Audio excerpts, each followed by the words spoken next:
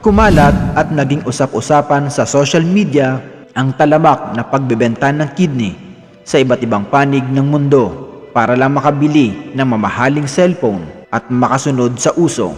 Pero alam nyo ba, sa bansang Nepal, may isang baryo kung saan halos lahat ng tao ay may isang kidney na lang. Nakakatakot pakinggan, pero totoo ito.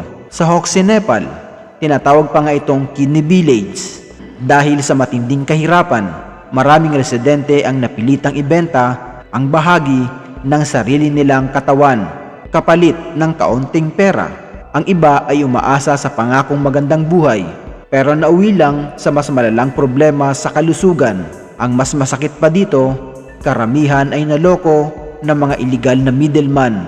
Isang desisyong akala nila ay sagot sa kahirapan pero naging simula ng habang buhay na pagsisisi at kalbaryo na papasanin nila habang sila ay nabubuhay.